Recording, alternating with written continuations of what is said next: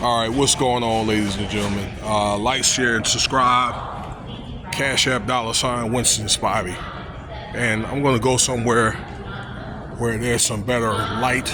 I'm going to take a break here to talk about this interview I saw with Dr. Umar Johnson with his nephew. Okay,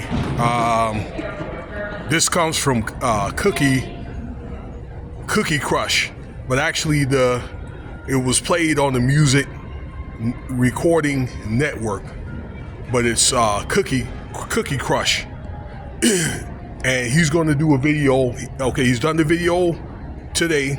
He's going to do a video about, I guess, Renee. I guess it's a relative or a friend tomorrow, the 15th, and then another interview Monday. And I think they're going to do a recap. About Dr. Umar Johnson. Once again, this video is going to be about the nephew.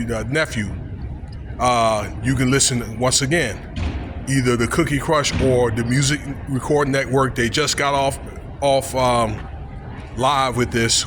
I listened to one of the Music Recording Network. It was about an hour and 45 minutes, and man, I was like flabbergasted. You know what I'm saying about Dr. Umar Johnson, but it wasn't all bad because he says actually a few good things about his uncle, okay? Which is basically his dad's brother. Now, this guy actually, I'm gonna tell you right now, so if I get any hate or whatever, not only that, it'll be quickly deleted, but let me let you know this. The same people that support Dr. Johnson supports him too, okay? Because they're his family member. Number two, Umar Johnson had trained this guy or whatever, helped put him through like charter school in 2009 and so forth, okay, and helped him out with some scholarships and things like that. And he's have a social media platform, and he's into like teaching like these classes with school with consciousness, and he got some social media stuff.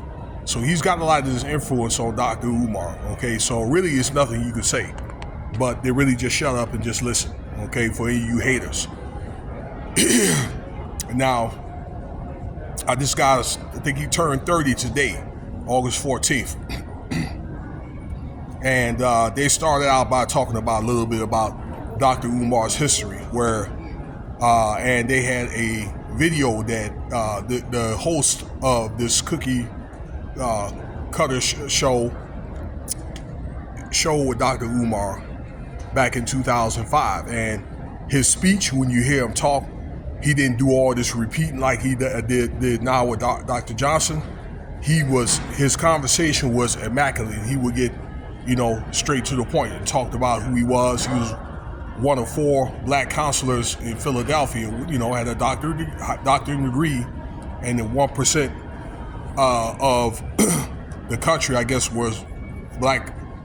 Counselors, were black and so forth. And he was the youngest of 4 boys. Now, the nephew said that his father, which was Dr.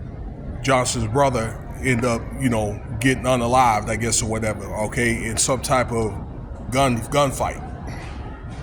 And one of the other brothers died when he was young as well.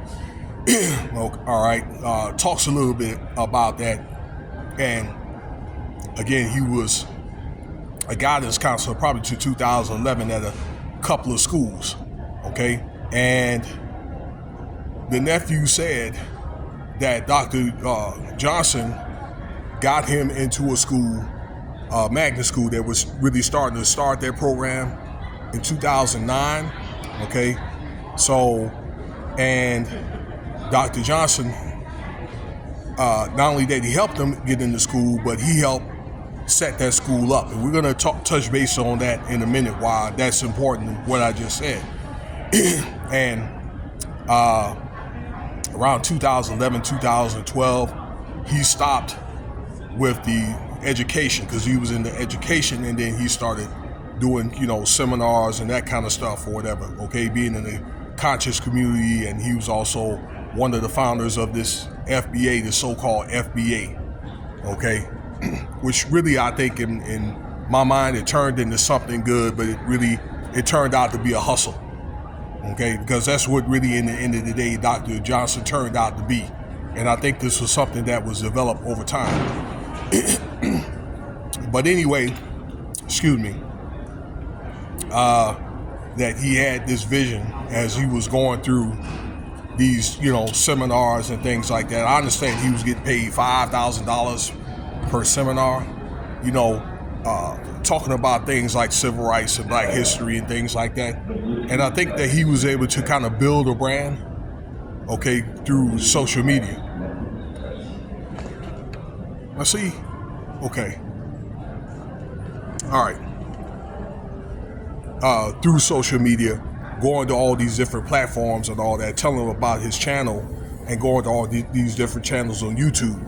And I think that's why he was able to make so much money doing what he was doing. Again, to build a lot of clientele.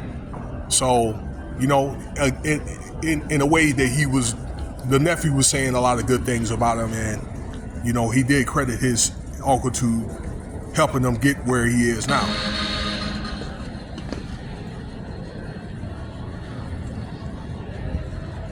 All right, he trying to be funny style, So, right around 2015, he started, raising money for this school and so forth. Okay. Around that time, early to latter 2000s. Okay. And 2019, actually, he bought the school. So I'm telling you a lot of information that's already been put out. Okay. And the host of that show had asked the nephew, he pulled up tax records from 19 to 23. And according to these tax records and things that nature, that he had actually raised $2.7 million. This is Dr. Umar Johnson. And I guess he really couldn't answer and confirm that. Okay. Now, also, while it was fresh on my mind here, while I came back, that Dr. Johnson was claiming he was a relative of, let's see here. Man, I can't think of his name.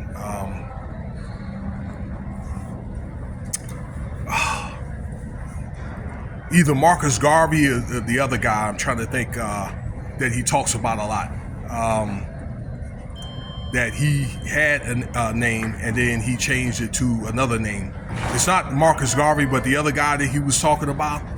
And according to the receipts, let's see here, the ancestry receipts, that he was not related to, but he was related to the cousin of the guy that he was saying that he was related to.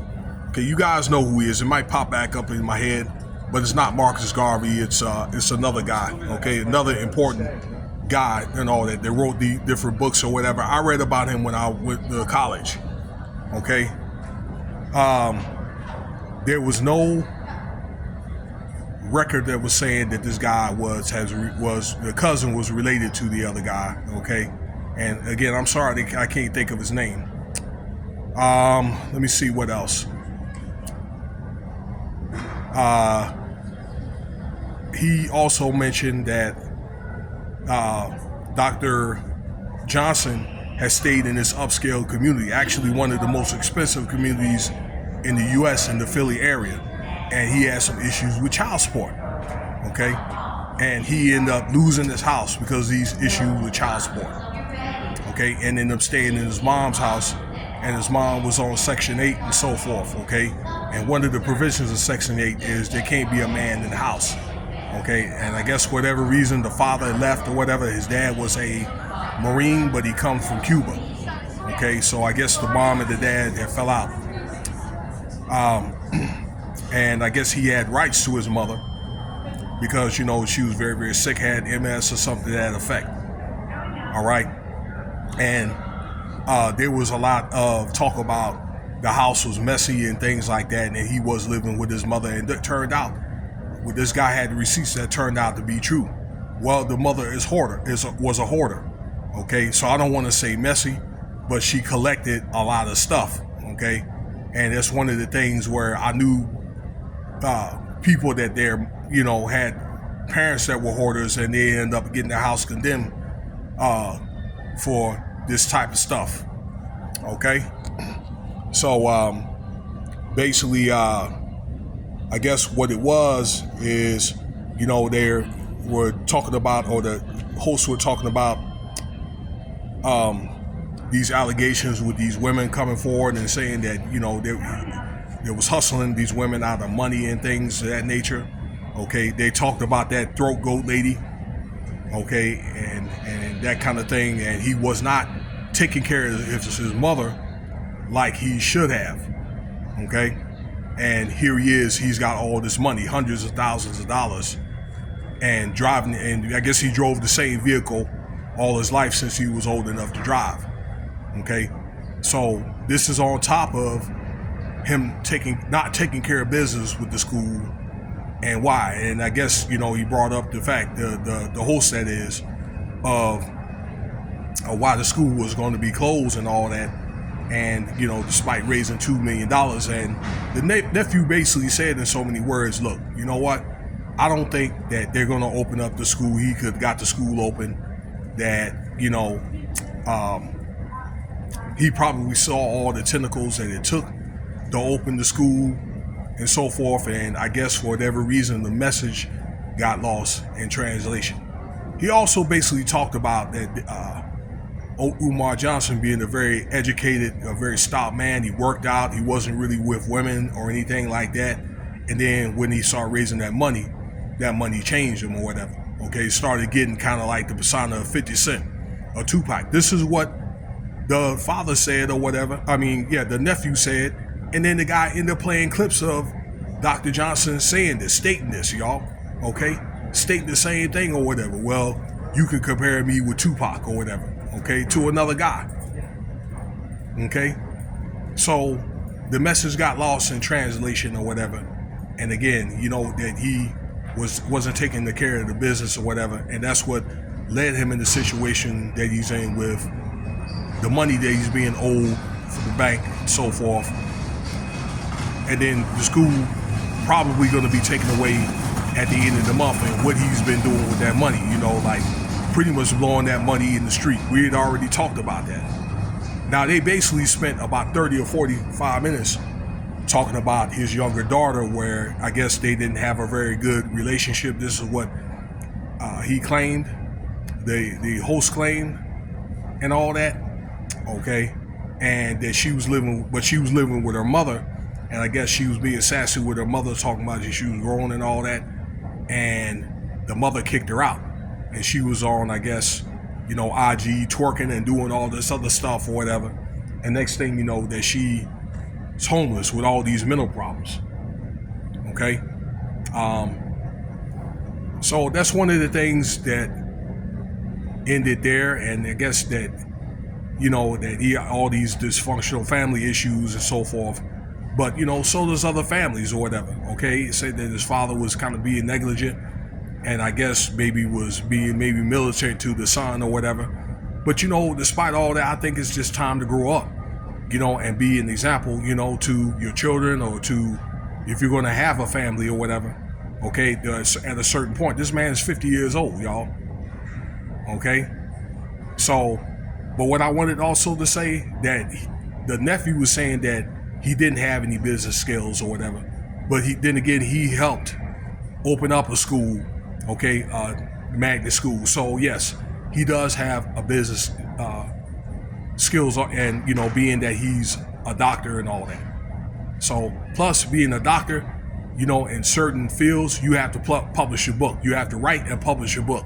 So that teaches you some basic business skills to begin with. You're going to have those inevitably. Okay, so I think that he wanted to kind of cover these questions and all these receipts that this man has been bringing up. Okay, wanted to try to, in so many words or whatever, but really in the end of the day, you can't beat the truth, ladies and gentlemen. Okay, and but there was a lot of good, but I think that Dr. Umar Johnson became corrupted Now, the man did say that these two individuals, I said at the beginning, at the video, they will be on the show. And he said, look, let me tell you something, sir. Not when he said Dr. Johnson. That's just the beginning. So somebody's out to do him in. You know what I'm saying? Not probably from a legal sense, but from a criminal sense. You know, they argued that he was taking advantage of a lot of poor people, a lot of women, okay, a lot of young people or whatever, okay. They're using his smarts in the wrong way, and didn't produce what he had sought out to do. And I know that it's not easy, but you know, there could have been a way, all right. But as I said, and look at the other video that I did just the other day, that he shot a lot of people that could have helped him away, you know, helped him along the way. And he only has himself to blame. So anyway, that'll conclude the video, and there'll be more to talk about concerning this matter. I appreciate your time. Cash App $Winston's Bobby. Like, share, subscribe.